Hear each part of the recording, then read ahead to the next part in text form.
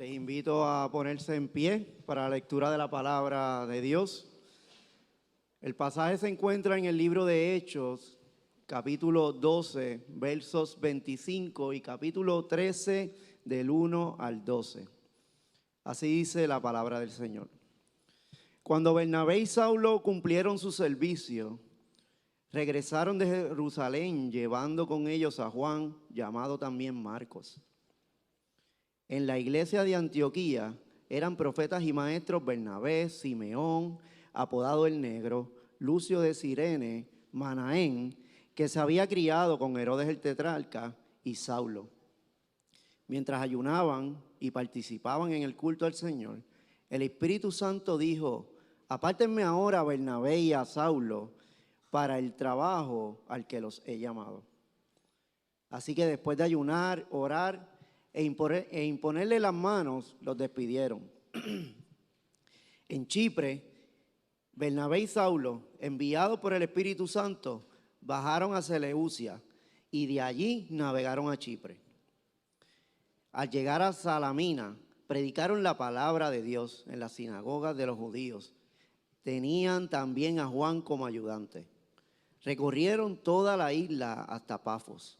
Allí se encontraron con un hechicero, un falso profeta judío llamado Barjesús, que estaba con el gobernador Sergio Paulo. El gobernador, hombre inteligente, mandó a llamar a Bernabé y Saulo en un esfuerzo por escuchar la palabra de Dios.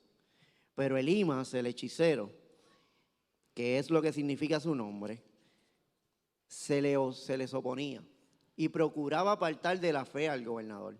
Entonces Saulo, o sea Pablo, lleno del Espíritu Santo, clavó los ojos en Elimas y le dijo: hijo del diablo y enemigo de toda justicia, lleno de todo tipo de engaño y de fraude, ¿nunca dejarás de torcer los caminos rectos del Señor? Ahora la mano del Señor está contra ti. Vas a quedarte ciego y por algún tiempo no podrás ver la luz del sol. Al instante cayeron sobre él sombra y oscuridad, y comenzó a buscar a tientas a alguien que lo llevara de la mano. Al ver lo sucedido, el gobernador creyó, maravillado de la enseñanza acerca del Señor. Esta es la palabra del Señor. Buenos días, mis hermanos y mis hermanas de Iglesia La Travesía. Qué rico verles esta mañana. Mi nombre es Yamil Alejandro. Alejandro es mi apellido para todos aquellos que no lo sabían. Y tengo el privilegio, por la gracia de Dios, de fungir como pastor de esta congregación junto a nuestros ancianos, que ustedes los acaban de ver acá arriba durante todo el servicio.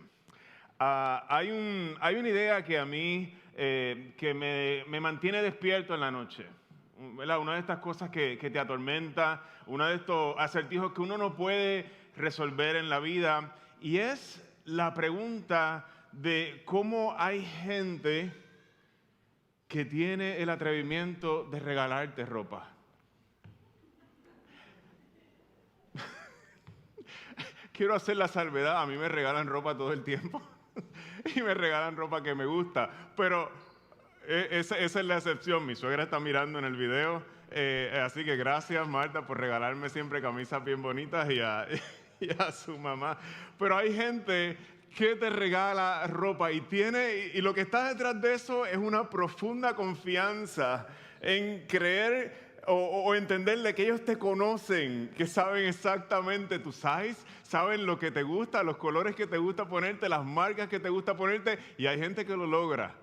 Pero mucha gente no lo logra y siguen intentando regalarte ropa, y la experiencia general que conozco en muchas personas es que mucha de esta ropa termina en el Ejército de Salvación, en las tiendas del Salvation Army o en otras tiendas de segunda mano. ¿Por qué les comparto esto, mis hermanos? Porque a veces hay una inclinación en nuestros corazones de creer que conocemos a alguien, y esa misma inclinación está en nuestros corazones cuando se trata de la persona de Dios. Creemos que conocemos a Dios. Si Dios estuviera aquí, a veces nosotros nos atreveríamos a regalarle ropa y creer que Él se la pondría y le gustaría lo que a nosotros nos gusta. Es importante que nosotros resistamos esa tentación. Y nosotros dejemos que Dios se revele a sí mismo y se dé a conocer a sí mismo y no nosotros lo definamos a Él conforme a nuestras preferencias, porque esto sería un atrevimiento de nuestra parte, creer que nosotros podemos definirlo a Él cuando es todo lo opuesto. Él nos define a nosotros. Esto es lo que la Biblia denomina como idolatría. Cuando nosotros nos hacemos una imagen de Dios, y precisamente para evadir la idolatría es que la iglesia domingo a domingo abre las Escrituras y busca entender quién es Dios y que Él se revele a nosotros y nosotros no hacernos una imagen de algo que quisiéramos que Él fuera, pero en última instancia estaríamos cayendo en el pecado de la idolatría porque estaríamos adorando a un Dios falso. Por eso estamos aquí esta mañana, para nosotros escuchar su palabra, para dejar que por medio de su palabra Él se revele a nuestras vidas y nos dé a conocer a Jesús más profundamente. Para eso nosotros nos sentamos a escuchar la palabra de Dios. Nosotros nos encontramos en una serie que hemos titulado Hasta los confines de la tierra. Es lenguaje tomado del libro de los Hechos. El libro de los Hechos es el libro del Nuevo Testamento. Si usted tiene su Biblia, la primera parte más grande es el Antiguo Testamento, la segunda parte más pequeña es el Nuevo Testamento. Comienza con la historia de Jesús y luego de que Jesús se marcha, comienzan los discípulos a llevar a cabo la misión que Jesús les encomienda. De eso se trata el libro de los Hechos. El libro de los Hechos narra la historia de lo que ocurre con los discípulos de Jesús luego de Él ser llevado al cielo. En otras palabras, los comienzos de lo que nosotros conocemos como el cristianismo y la iglesia. Podemos utilizar para abosquejar el libro de los Hechos el verso 1:8, muy conocido por todos ustedes. No me atreví a ponerlo en una versión que no fuera la Reina Valera del 60 porque podía, ¿verdad?, ofender a algunos o afectar sus corazones, así que lo vamos a leer con el español antiguo de Reina Valera del 60. Y dice: pero recibiréis poder cuando haya venido sobre vosotros el Espíritu Santo y me seréis testigo en Jerusalén, en toda Judea, en Samaria y hasta lo último de la tierra. Así comienza el libro de los Hechos y nos ayuda a bosquejar lo que está sucediendo en el libro de los Hechos. En los primeros capítulos vemos a los judíos siendo testigos en Jerusalén hasta que comienza una gran persecución dada a causa de la muerte de Esteban y comienzan los discípulos a esparcirse. Vemos cómo van llegando a toda Judea, a Samaria, y hoy comenzamos, ya en las últimas semanas, estamos viendo cómo empieza a llegar hasta lo último de la tierra. De eso se trata el libro de los Hechos. ¿Por qué comparto este verso con ustedes? Porque este verso revela parte de lo que está en el corazón mismo de Dios. Queremos conocer a Dios. Y este verso es su palabra y nos está revelando algo de lo que Él valora. Él se está dando a conocer a sí mismo para que tú no le compres la ropa y Él te diga lo que a Él le gusta y lo que hay en su propio corazón. Este verso nos revela el corazón de Dios. Él desea que su evangelio, su perdón, su poder transformador, su gloria se extienda hasta lo último de la tierra. Ese es su wish list más grande. Esa es la misión de Dios con su mundo. Ese es su deseo, el sueño de Dios cuando Él se acuesta a dormir. Si fuera un ser humano como nosotros, con esto es lo que Él sueña. Que toda la tierra sea llena de su perdón y de su poder transformador. A veces nuestra visión del evangelio es una visión corta, hermanos de la travesía. Nosotros, si nos preguntan a veces lo que es el evangelio, lo vamos a resumir como el perdón de los pecados, como Jesús muriendo para el perdón de nuestros pecados, pero se nos olvida algo muy grande. Es como tú llevar a un carro al mecánico y que el mecánico lo arregle y lo deje nuevo y tú vengas y estaciones el carro frente a tu casa y allí lo dejes. El carro tiene una intención. El carro existe, el carro fue diseñado con una intención y de la misma manera el evangelio lo restaura para que pueda cumplir ese propósito. Así son los seres humanos. El evangelio no se acaba en el perdón de los pecados. El perdón de los pecados es lo que Dios hace con nosotros. Nos restaura para invitarnos a su gran misión de llevar su poder transformador hasta los confines de la tierra. Nos transforma a nosotros y nos hace parte de su misión para llevar ese poder transformador hasta los confines de la tierra. Y esto, mis hermanos, la gran comisión no empieza en el Nuevo Testamento. Permítanme compartir algunos versos con ustedes. En el libro de Génesis, el primer capítulo, hombre y mujer los creó y los bendijo con estas palabras: sean fructíferos y multiplíquense, llenen la tierra completa, representen a Dios en toda la tierra. El llamado a Noé, Dios bendijo a Noé y a sus hijos luego del diluvio, y con estas palabras: sean fecundos, multiplíquense y llenen la tierra. Los primeros libros de la Biblia, el primer libro de la Biblia, Génesis capítulo 12, en el llamado a Abraham cuando Dios lo escoge. Le dice: deja tu tierra, tus parientes y la casa de tu padre y vete a la tierra que te mostraré. Haré de ti una nación grande y te bendeciré. Por medio de ti serán benditas todas las familias de la tierra. ¿Cuál es el corazón de Dios? ¿Cuál es su misión? Cuando Él te escogió y te salvó y te perdonó, ¿qué tenía en mente? Que tú y yo fuéramos parte de esa gran misión. Jesús le dice a sus discípulos, despidiéndose: por tanto, vayan y hagan discípulos de todas las naciones, bautizándolos en el nombre del Padre y del Hijo y del Espíritu Santo, enseñándoles a obedecer todo lo que les he mandado a ustedes, y les aseguro que estaré con ustedes siempre hasta el fin del mundo. Hermanos y hermanas de la travesía, Dios tiene un corazón misionero. Dios es un misionero y tiene una gran misión que cumplir en este mundo, y nosotros somos invitados a ser parte de esa gran misión con todo lo que hacemos en nuestras vidas. Él no nos salva para perdonarnos y preservarnos frente a su casa estacionados. Nos salva para que nosotros podamos cumplir su propósito y ser parte de su misión en todo lo que hacemos. Si tu vida cristiana es venir el domingo solamente a escuchar y eres un ente pasivo, eso no es lo que Dios tiene para ti. Eso no es lo que Dios tiene para ti. Nunca diseñó a los seres humanos de esa manera. Desde este momento en adelante, en el libro de los Hechos, se nos va a estar narrando acerca de 3 viajes misioneros, cómo el evangelio va a ir llegando hasta los confines de la tierra, los 3 viajes misioneros del apóstol Pablo.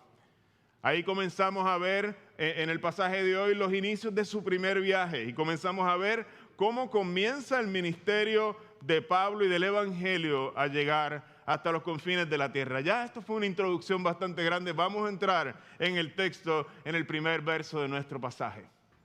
Nos dice lo siguiente el escritor Lucas: en la iglesia de Antioquía eran profetas y maestros Bernabé, Simeón apodado el Negro, Lucio de Cirene, Manaén, que se había criado con Herodes el tetrarca, y Saulo. El pasaje comienza presentándonos los líderes de la iglesia, la nueva iglesia, la iglesia cool del momento. No son judíos los que se congregan allí en su mayoría. La iglesia que se forma en Antioquía por el avivamiento que el Señor trajo en aquella ciudad, por unos predicadores que nadie sabe su nombre al día de hoy. El lugar donde primeramente se les llamó cristianos a los discípulos de Jesús. Esa es esta iglesia. Lo primero que nosotros notamos es que la iglesia refleja una composición demográfica diversa. Cuando miramos los nombres podemos reconocer por lo menos 2 de ellos, 3, podemos reconocer como personas judías. Unos eran de Jerusalén, otros no. Tenemos a Pablo como un judío de Tarso, tenemos a Bernabé como un judío que se crió en la región de Chipre, y tenemos a Manaén.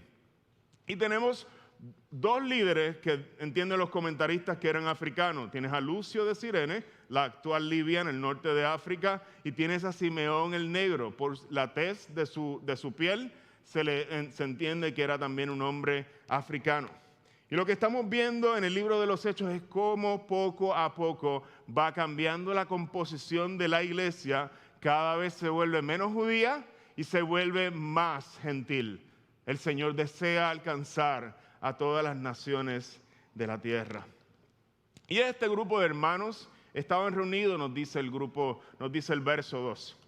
Mientras ayunaban y participaban en el culto, el Espíritu Santo dijo: apártame ahora a Bernabé y a Saulo para el trabajo al que los he llamado.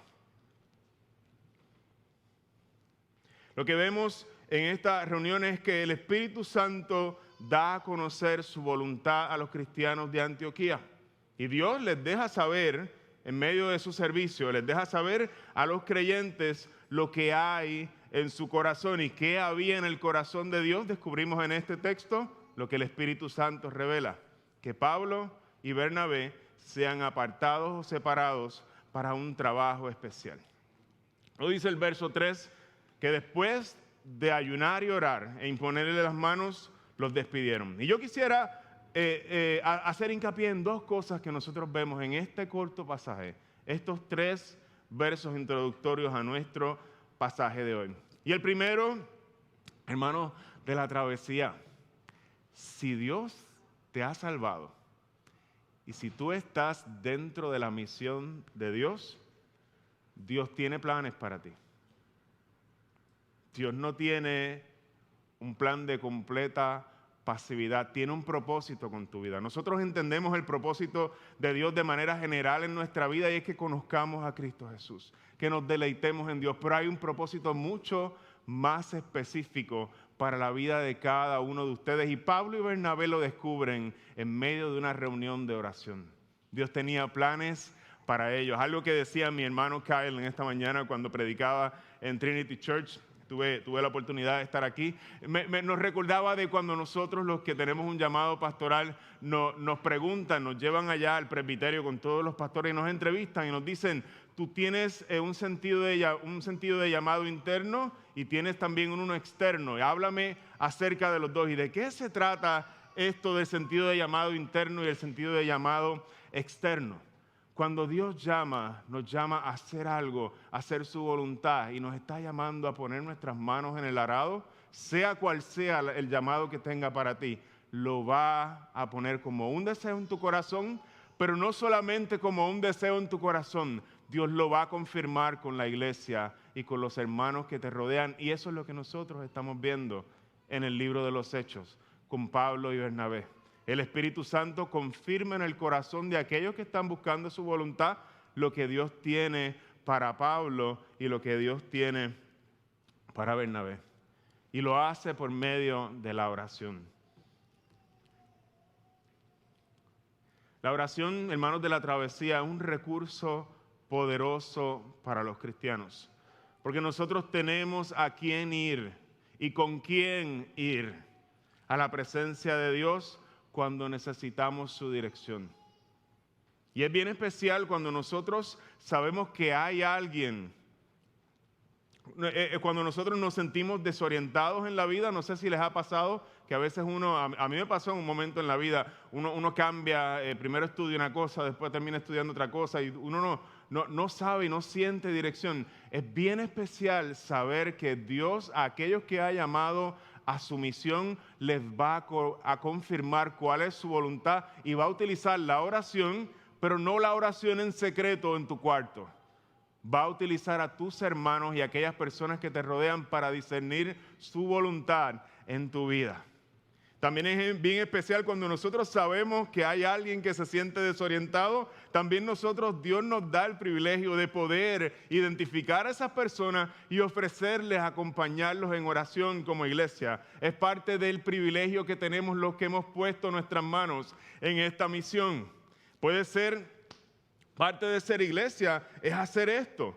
Esto es lo que hacen los cristianos en Antioquía, se unen a orar y a buscar la dirección de Dios juntos, y el Señor siempre nos va a responder. No siempre sus respuestas son las que queremos, pero Él siempre nos va a responder. Y podemos tener certeza de que nos va a dar su dirección. Déjenme compartir un verso que muy temprano en mi caminar con el Señor sirvió de mucha bendición a mi vida. Santiago decía: si alguno de ustedes tiene falta de sabiduría, Si alguno de ustedes siente que tiene falta de sabiduría, iglesia, La Travesía, se siente perdido, desorientado, pídasela a Dios y Él se la dará. Pues Dios da todo generosamente sin menospreciar a nadie. Hay algunos de ustedes en esta mañana que necesitan escuchar la voz de Dios, que necesitan dirección en su caminar, un trabajo nuevo, un viaje, una mudanza.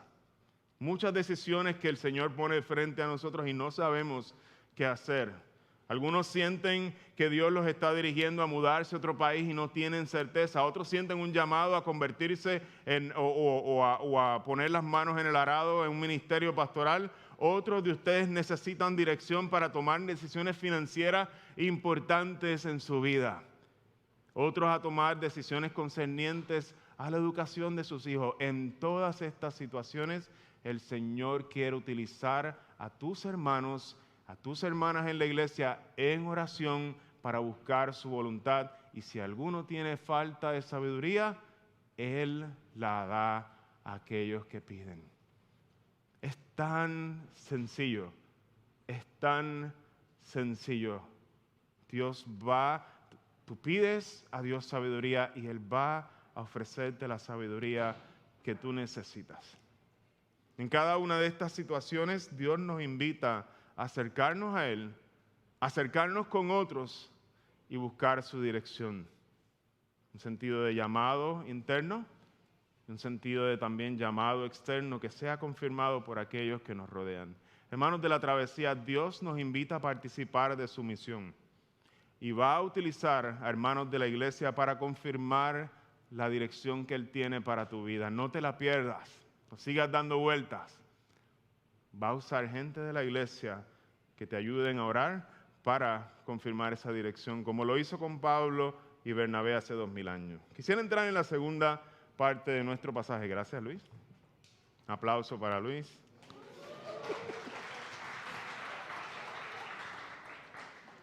Luis entiende el llamado de su vida, la misión. Ay, Dios mío, qué reírse. Versos 4 y 5. Bernabé y Saulo, enviados por el Espíritu Santo, bajaron a Seleucia. Yo voy a poner un mapa y lo voy a leer, porque es más lindo así. Gracias a los testigos de Jehová por hacer mapas tan bonitos. No concordamos con su teología, pero por lo menos sus mapas fueron los mapas más lindos que encontré, le damos crédito. Bernabé y Saulo, enviados por el Espíritu Santo, bajaron de Antioquía a Seleucia, y de allí navegaron a la isla de Chipre, que es la que usted ve aquí abajito. Aquí abajito, la que usted ve aquí abajito. Al llegar a Salamina, por aquí está, predicaron la palabra de Dios en las sinagogas de los judíos y también tenían también a Juan como ayudante. Los primeros versos de este pasaje, empezando en el 4 de este relato, nos describen el comienzo del primer viaje misionero de Pablo. Al llegar a la isla de Chipre, que era el barrio de Bernabé, uno de los que estaba con Pablo en el viaje misionero, lo vemos predicando solamente en las sinagogas. Esto es bien común para los judíos, empezar por el lugar conocido. Y luego de recorrer la isla, llegan a un lugar llamado Pafos, que se encuentra al oeste de la isla, al suroeste, y allí se nos narra el encuentro que ocurre en nuestro pasaje de hoy. Recorrieron toda la isla hasta Pafos. Allí se encontraron con un hechicero, un falso profeta llamado Bar Jesús, que estaba con el gobernador Sergio Paulo.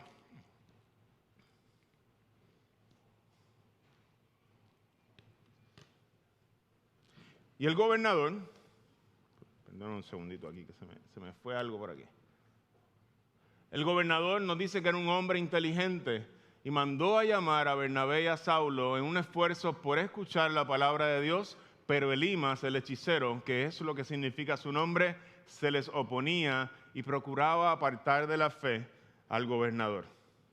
¿Qué es lo que nosotros estamos viendo en la primera narración La primera narrativa del primer viaje misionero de Pablo, lo primero que se nos cuenta, el primer relato que se nos cuenta ahí. Hermanos, lo primero que nosotros vemos dos cosas. Y la primera que nosotros vemos es que cuando se emprende un creyente, emprende la misión que Dios ha puesto en su vida, siempre va a haber oposición. Lo vemos desde el saque en el primer viaje misionero de Pablo y lo vamos a ver en todos los eventos de su vida. Siempre va a haber oposición. ¿Por qué? Hermanos de la travesía, como les dije en un principio, Dios está en el negocio de restaurar todas las cosas. De restaurar personas. Aquí en este momento quería restaurar a este gobernador. Dios desea restaurar familias. El deseo de su corazón era alcanzar a aquel gobernador en aquel momento. Y el relato nos muestra claramente cómo hay un enemigo que se opone a Dios en todas las cosas que está haciendo. Y va a hacer todo lo que pueda para no permitir que el evangelio florezca en medio de los seres humanos. Pasajes como este nos recuerdan que realmente vivimos en una misión y que hay un enemigo que va a usar todo su poder para entorpecer esta misión. Esto no es nada nuevo para los discípulos. Jesús ya lo había dicho. El ladrón no viene sino para hurtar, matar y destruir la obra de Dios. Y yo he venido para que ustedes tengan vida y para que la tengan en abundancia. Y los cristianos predicamos esa vida que trae el evangelio y el enemigo se encarga de hurtar, matar y tratar de deshacer todo lo que Dios está queriendo arreglar. ¿Qué ocurre? ¿Qué es lo que está ocurriendo aquí en este momento de la narración? Ya Jesús nos los había dicho en la parábola del sembrador cuando sale a esparcir la semilla. Una cae junto al camino y las aves vienen y la arrebatan y no llega a crecer. Cuando Dios envía su palabra, hay alguien que está pendiente para arrebatar esa semilla y que la flor del evangelio no llegue a crecer. Y es precisamente lo que nosotros vemos aquí, un hechicero que trata de interponerse para que un hombre interesado en la palabra de Dios se distraiga y no preste atención. Y Pablo logra discernir lo que está ocurriendo. Y se pone un poquito pentecostal Pablo cuando le dice a este hombre las siguientes palabras. Pablo, lleno del Espíritu Santo, clavó los ojos en Elimas y le dijo: hijo del diablo, enemigo de toda justicia, lleno de todo tipo de engaño y de fraude, nunca dejarás de torcer los caminos rectos del Señor. Pablo perdió toda su politeness aquí, perdió toda su amabilidad, toda su estrategia dulce de compartir el evangelio. Pero Pablo conoce bien las artimañas del enemigo y lo que estaba sucediendo en aquel lugar que más nadie podía ver a simple vista, porque él mismo estuvo bajo el dominio de las tinieblas, porque él mismo era el perseguidor y el opositor más tenaz del evangelio y conoce bien cómo opera el enemigo cuando nos está utilizando para entorpecer el evangelio. Y estando Pablo en completa oscuridad como un perseguidor de la iglesia que fue, experimentó el poder transformador del evangelio. Ese día que Pablo iba de camino a Damasco a perseguir a cristianos, cayó al suelo y quedó ciego por 3 días. Y esta fue la manera dulce y amorosa en la que Dios le mostró su gran y profundo amor por él. Y es exactamente lo que Pablo va a hacer con este hombre que se está oponiendo al evangelio. Miren la experiencia de este hombre. Ahora la mano del Señor está contra ti. Vas a quedarte ciego. Él conoce lo que es eso. Y por algún tiempo no podrás ver la luz del sol. Hermanos de la travesía, el primer punto es que el evangelio y la misión de Dios siempre van a encontrar una oposición. Pero esa oposición nunca tiene el suficiente poder para detener la obra que Dios quiere hacer. Hay un poder mucho más grande. En aquellos que se enfrentan al poder de las tinieblas están, como dicen por ahí, vaqueados por el poder del evangelio. El poder que resucitó a Cristo de entre los muertos está operando cuando nosotros estamos esparciendo la palabra y cumpliendo la misión de Dios. Dios sabe derrumbar todas las murallas que nosotros levantamos contra Él. Él, lamento decirles, no es un caballero que toca la puerta con mucha dulzura a ver quién abre. Si fuera un caballero, jamás te hubiera salvado a ti, jamás me hubiera salvado a mí, porque tú y yo jamás le hubiéramos abierto la puerta. No hay quien busque a Dios, decía el apóstol Pablo más adelante. No hay quien haga lo bueno, ni siquiera uno. Nos dice Efesios capítulo 2, versos 4 y 5. Pero Dios, que es rico en misericordia, por su gran amor con que nos amó por nosotros, nos dio vida con Cristo, aun cuando estábamos muertos en nuestros delitos y pecados. Tú no necesitas a alguien que venga con dulzura a tocarte la puerta. Tú necesitas un Salvador que te rescate y te saque del sepulcro de la muerte.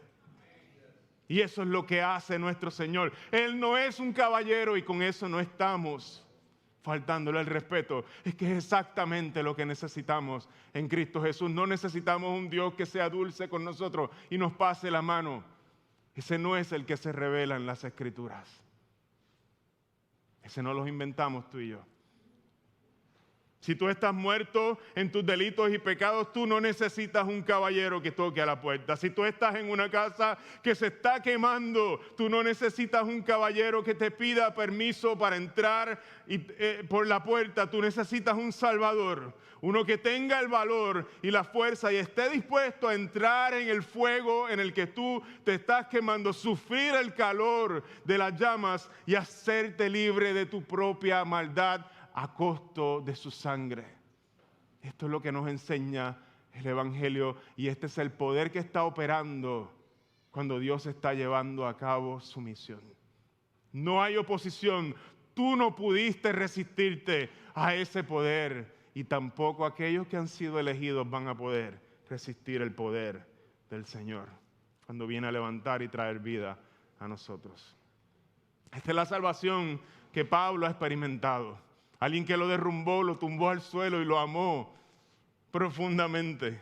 Y es la salvación que muchos de ustedes también han experimentado y es la salvación que Dios te llama a proclamar a aquellos que todavía no la han experimentado. Porque es importante esto, hermanos de la travesía. Porque al igual que Pablo, nosotros necesitamos recordar una y otra vez la clase de poder que nos salvó. Aquel que nos arrancó de la misma muerte. El poder de Dios derribó nuestro corazón obstinado, nos amó, nos buscó, nos alcanzó, nos perdonó, nos restauró, nos dio una vida nueva.